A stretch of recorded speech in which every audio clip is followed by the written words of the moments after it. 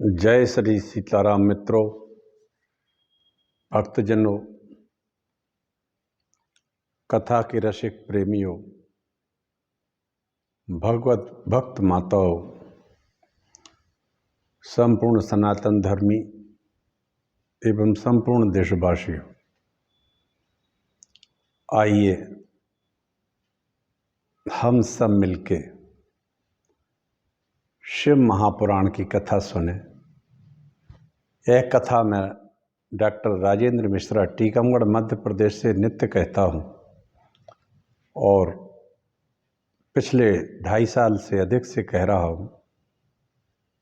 इस समय मैं 5वां पुराण कह रहा हूँ, शिव महापुराण। हम सब मानसिक तौर पर नैमिषारण्य क्षेत्र चलते हैं, जहाँ लोमहर्षण जी कथा कह रहे हैं महात्माओं से, और हम सब उस कथा का श्रवण करें और इस गंगा में डुबकी लगाएं। कौन सी? भगवान शिव की कथा रूपी गंगा में, भक्ति में रूपी गंगा में। छोटा सा एक मंगलाचरण करते हैं, इसके बाद कथा कहेंगे। नमोस्तु रामाय सा लक्ष्मणाय दिव्यै च तस्यै जनकात्मजायै। नमोस्तु रुद्रेन्द्रियमानिलेभ्यो नमोस्तु चंद्राग्निमरुद्गणेभ्यः।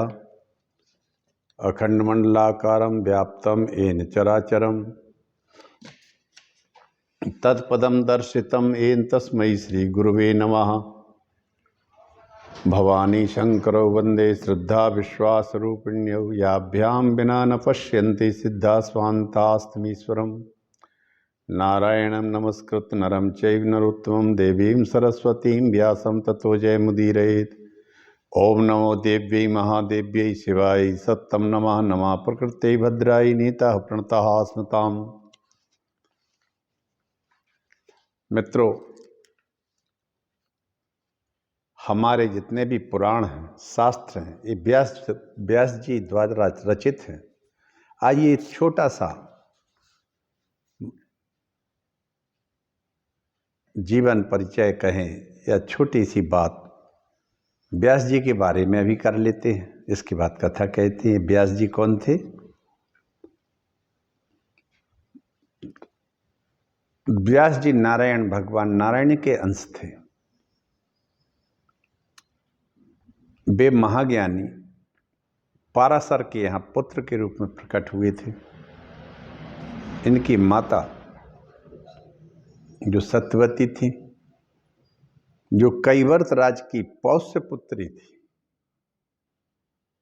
पौष्य पुत्री माने पालन किया था उनने, पाला था उनको। जो दासराज जिनको कहा जाता है, वो कैवर्त राज के नाम से भी जाने जाते थे। गंगा के तट पर रहते थे। उन्हें एक पुत्री बहुत छोटी सी मछली के पेट से मिली थी। उन्होंने उसको पाला, पौष्य पुत्री थी। वो भी एक असाधारण ही घटना थी। ईश्वरीय लीला होती हैं कभी कभी, जो हम लोगों के समझ से थोड़ी परे हो जाती हैं। इसीलिए हम एक छोटे मानव हैं और अनंत ईश्वर होते हैं। उस अनंत की बात कर रहे हैं तो महाज्ञानी पाराशर की माता सत्यवती जी के गर्भ से यमुना जी के द्वीप पर हुआ था। ये यमुना जी के द्वीप पर रहते थे, वहीं ये अपना नाव का काम करते थे और वहाँ इनको ये पाराशर जी के द्वारा सत्यवती के यहाँ व्यास जी ने जन्म लिया, जो साक्षात नारायण के अंश थे। द्वीप पर जन्म हुआ इनका, इसलिए द्वैपायन कहलाए। कई नाम थे इनके।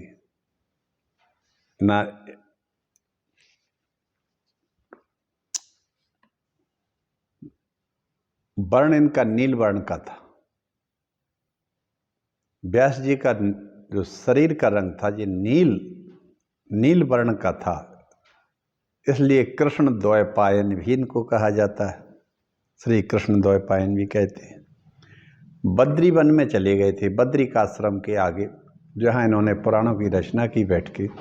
सरस्वती नदी के तट पर, वो बद्रीनाथ से करीब 4-5 किलोमीटर आगे है, माना गांव के पास, इसलिए इनको बादरायण भी कहते हैं, व्यास जी को।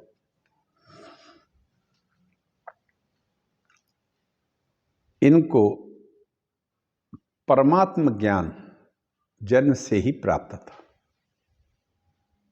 सभी शास्त्र, व्याकरण इत्यादि इनको स्वयं वेदाध्ययन से भी प्राप्त करने में ये समर्थ हैं।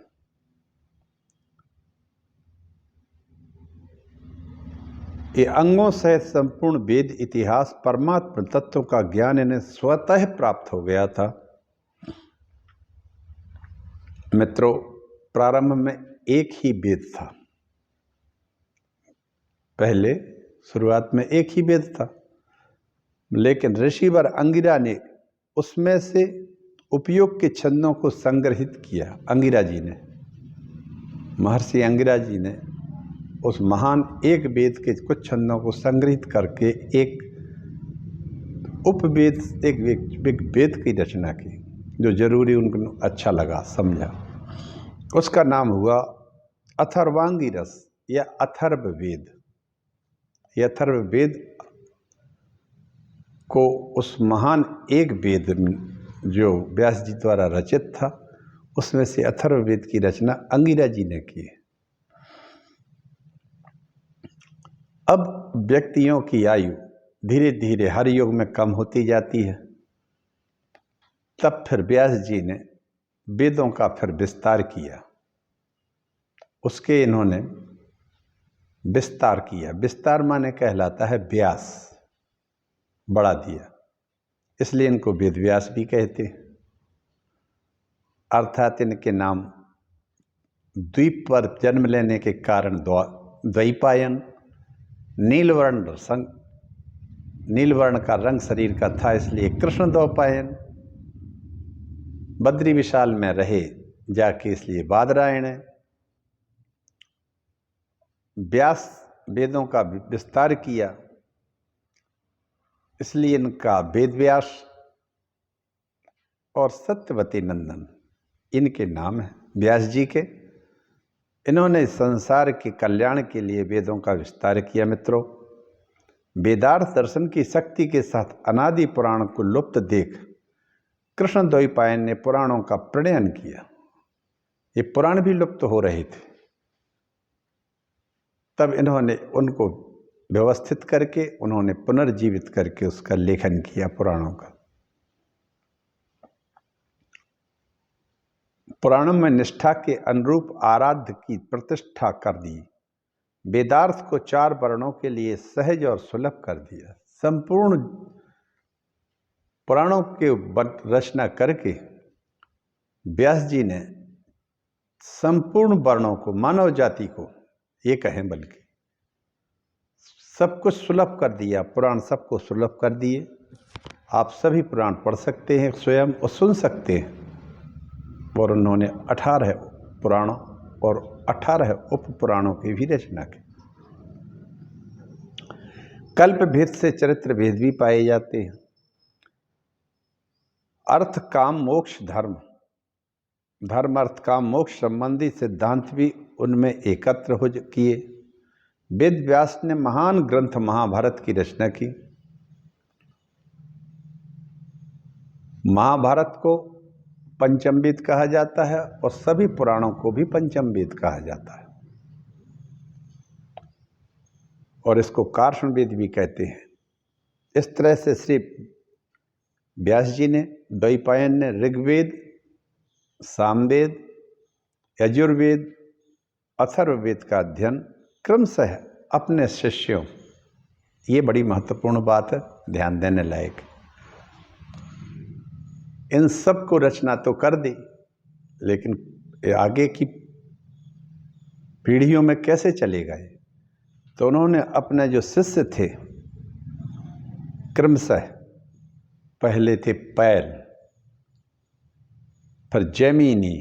जैमिनी व्यास जी के बड़े ऊंचे शिष्यों में से एक है, जिनके द्वारा मार्कंडेय पुराण पूरा रचित है। आहा, बहुत ऊंचे दर्जे का पुराण है मार्कंडेय। ये व्यास जी के द्वितीय बड़े प्रिय शिष्यों में से एक थे जैमिनी। पहले पैल के बाद जैमिनी, फिर वैशंपायन, सुमंतु तथा महाभारत का अध्ययन लोमहर्षण सूत को कराया।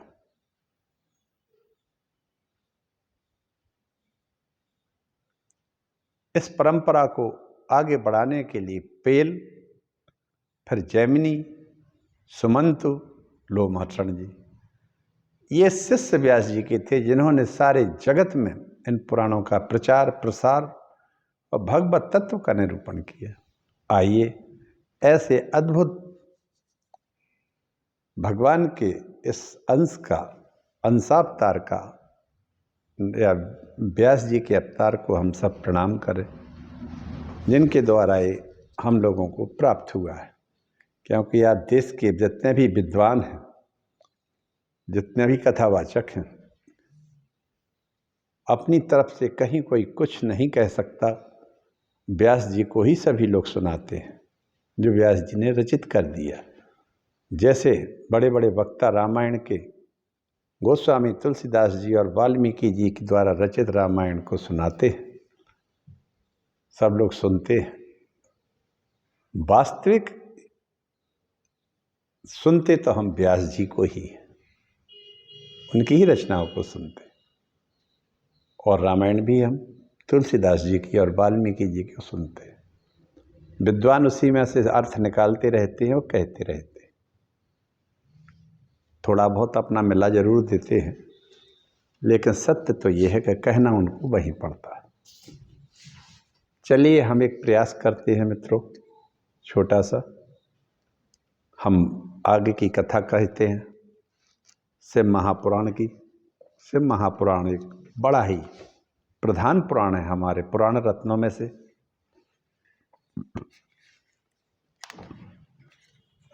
आज का आख्यान है नंदीश्वर आख्यान। कल तक हमने कहा था कि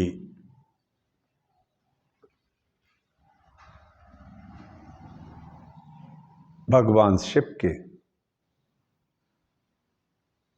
अवतारों का वर्णन चल रहा था। कल भी मैंने कहा था श्री कृष्ण द्वैपायन 28वां द्वापर में व्यास होंगे। उसी समय छठे अंश से वासुदेव कृष्ण के नाम से वसुदेव के पुत्र होंगे। तब मैं ब्रह्मचारी शरीर से प्रकट होकर उस शरीर को ब्राह्मणों के निमित्त श्मशान में त्याग कर योग माया में प्रविष्ट हो जाऊंगा।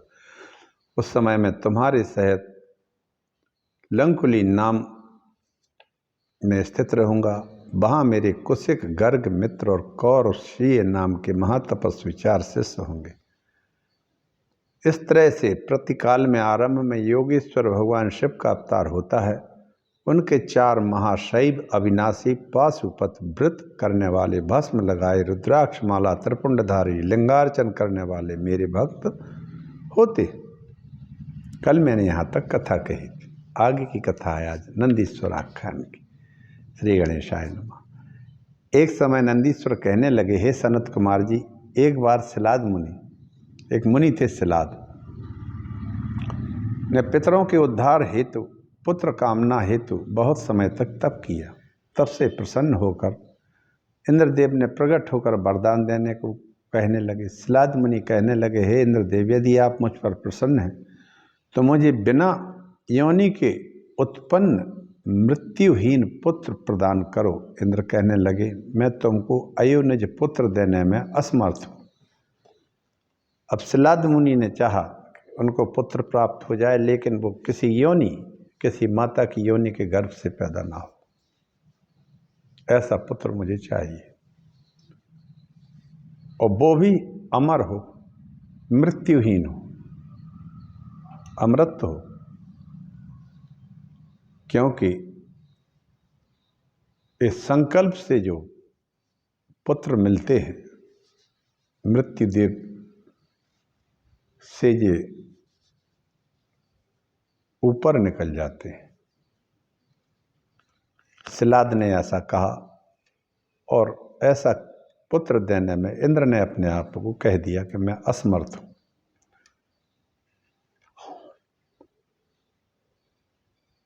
शुक्रवाच नादाश्यामि स्तम तेहम मृत्युहीनमयो निजम हरिर्वृधिश्च भगवान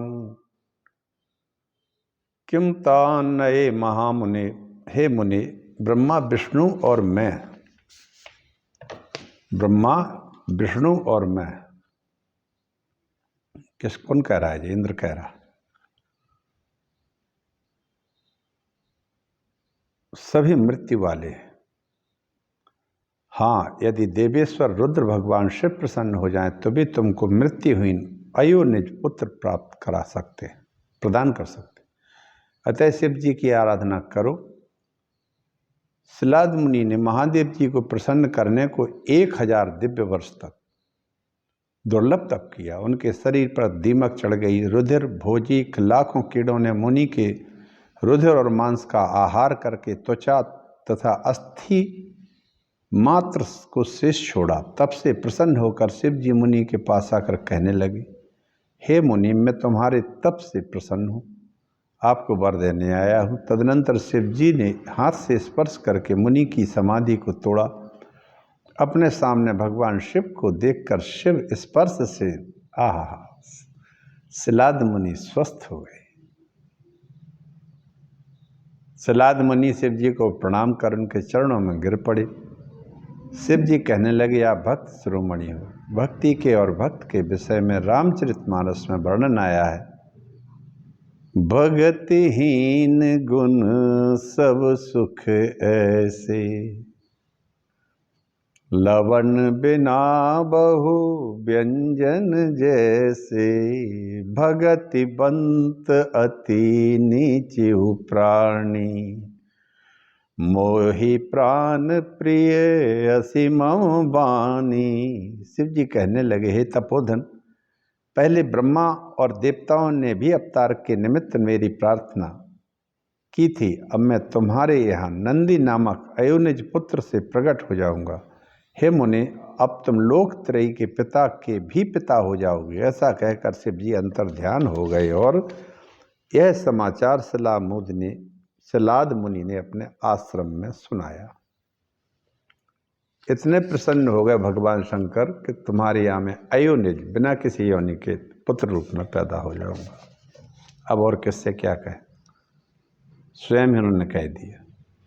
समयांतर से एक दिन सिलाद यज्ञ की निमित्त भूमि को खोद रहे थे। वहीं पर मैं प्रलयाग्नि के समान देदीप्यमान प्रकट हो गया। उस समय सिलाद मुनि के पुत्र रूप में मुझे देखकर देवता, नाग, किन्नर, गंधर्व, सिद्ध, ऋषिगण अपनी पत्नियों से वहां पुष्प वर्षा करने लगे। शिवजी और विष्णु भी आकर उत्सव मनाने लगे।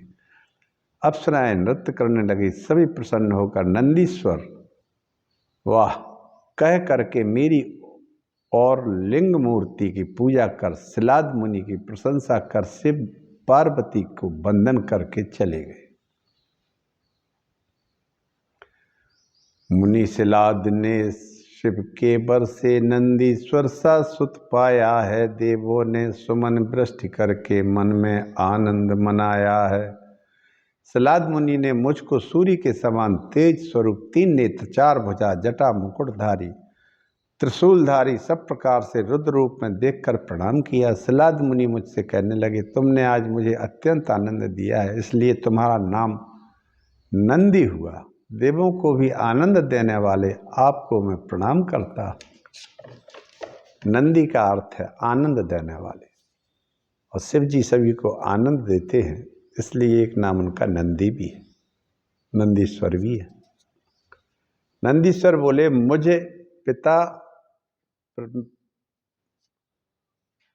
मुझ सहित पिता प्रसन्न चित्त हो महेश्वर को प्रणाम कर अपनी पर्णकुटी में चले गए। वहाँ पर मैंने उस रूप को त्याग दिया और मनुष्य रूप धारण करके कर लिया।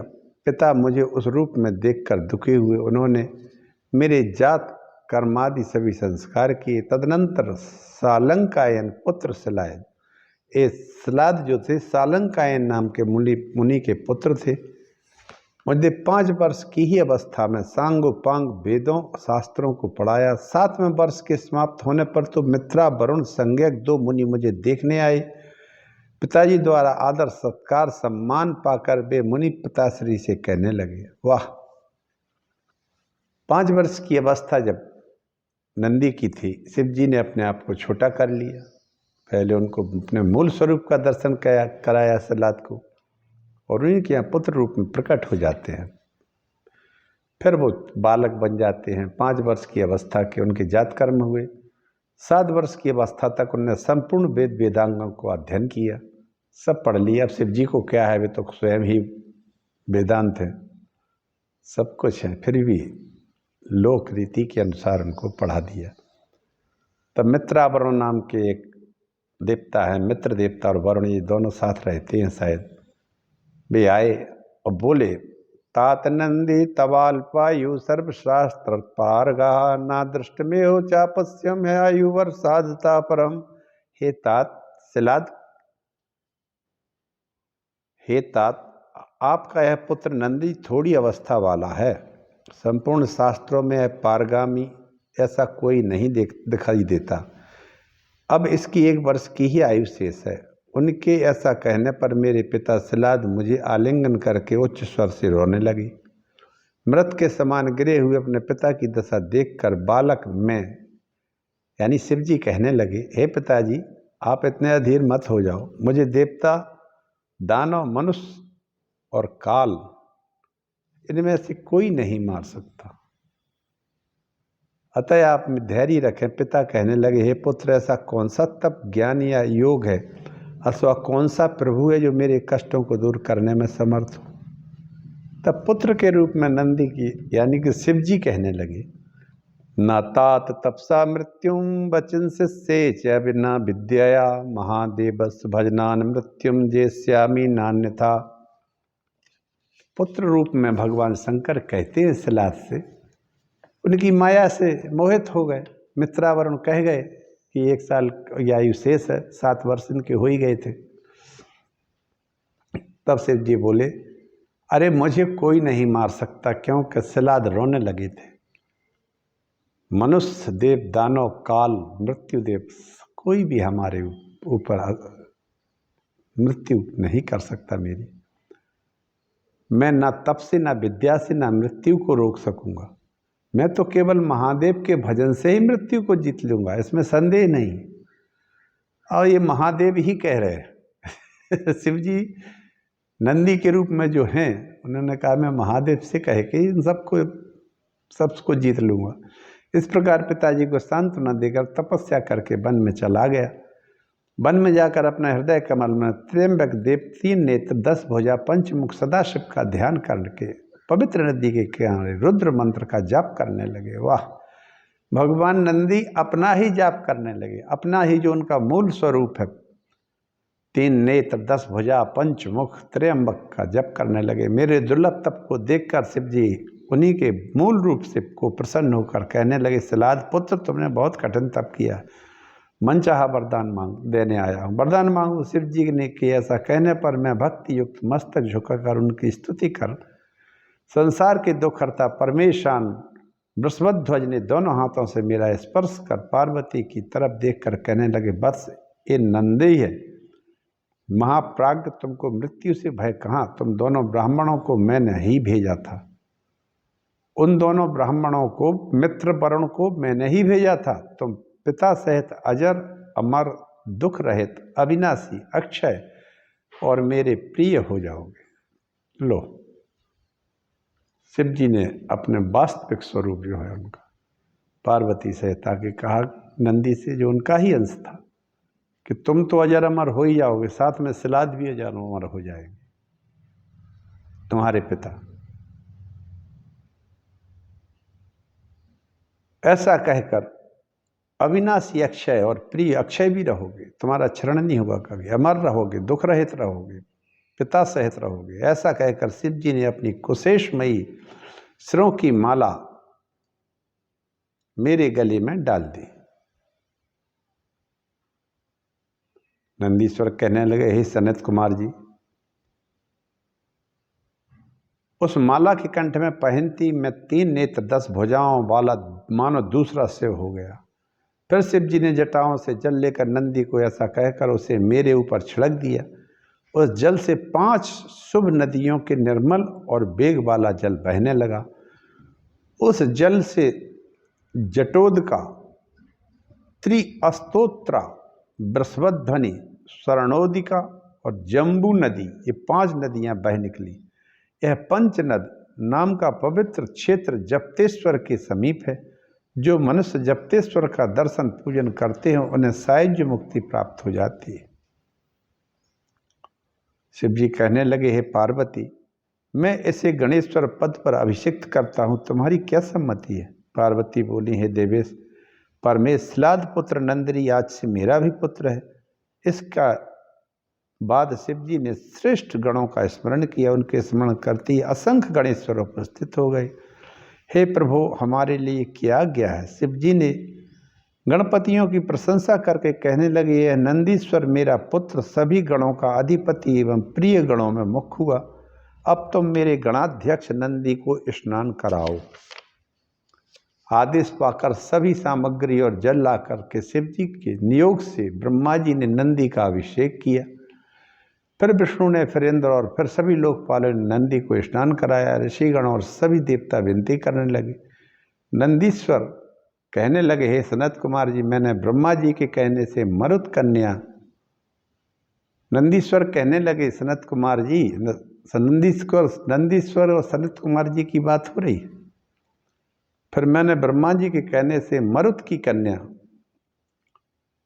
सुयसा के साथ विवाह किया। सभी देवों ने मुझे उपहार दिए। शिव जी ने कहा, जहाँ मैं रहूँगा वहीं तुम रहोगे। संसार में अजय रहोगे, बलवान रहोगे और सभी को जीतने वाले रहोगे। तुम्हारा पिता महाबली मेरा भक्त और गणों का अध्यक्ष होगा। फिर तुम मेरे समीप हुई आओगे। पार्वती ने सुयसा से कहा कि हे त्रिनेत्रा, जन्म वर्जिता, तुम्हारी मुझ में पुत्र पौत्रादि सहित भक्ति हो और अपने पति को धर्म सहचरी के रूप में सदगृहिणी बनकर पति में प्रीत करने वाली होगी। तदनंतर सभी देवता वहां से अपने अपने स्थानों को प्रस्थान कर गए। ये एक अवतार भगवान शिव का नंदीश्वर का है, नंदी का है, जो मैंने आप सभी को सुनाया, वाचन किया, पाठन किया, कथा कही। आज व्यास जी की भी चर्चा हो गई। व्यास जी की छोटी थोड़ी चर्चा, वो तो महान बड़ी चर्चा है, लेकिन फिर भी बताया कि व्यास जी कौन थे। यमुना के तट पर जन्म लिया था।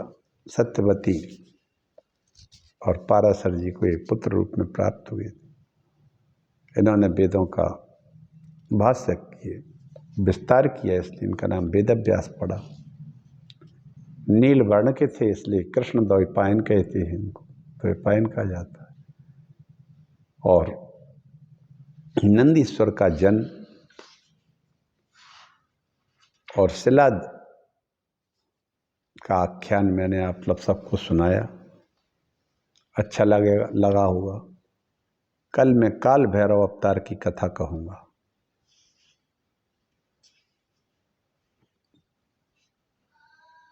इस तरह से नंदी का मतलब होता है आनंद देने वाला, नंद देने वाला। आनंद को नंद कहे, इसलिए नंद, आनंद, नंदीश्वर, सभी को आनंद देने वाले ईश्वर भगवान शिव अपने ही स्वरूप से अयोनिज रूप से प्रकट होकर महर्षि शिलाद को पुत्र रूप में प्राप्त हुए थे। और शिलाद भी अजर अमर हो गए और नंदीश्वर को तो अपना प्रधान गण ही बना लिया भगवान शंकर ने। शिव जी ने, ऐसे भोले भंडारी शिव जी हैं। क्योंकि शिलाद मुनि ऐसा पुत्र चाहते थे जो अयोनिज हो, किसी योनि से उत्पन्न न हो। और नंदीश्वर अयोनिज ही थे। यज्ञ के लिए वो भूमि खोद रहे थे, समतल कर रहे थे, उसी समय वहां प्रकट हो जाते हैं शिव जी और पुत्र रूप में वहीं मिल जाते हैं। नंदीश्वर का आख्यान आप सबको अच्छा लगा होगा मित्रों। इस तरह हम धीरे धीरे आगे बढ़ रहे हैं और शिव जी के हम अवतारों का वर्णन भी कर रहे हैं। सभी को भगवान शिव की कृपा वर्षे, देश पर वर्षे, सभी को भक्ति और शक्ति प्रदान करे, स्वास्थ्य प्रदान करे।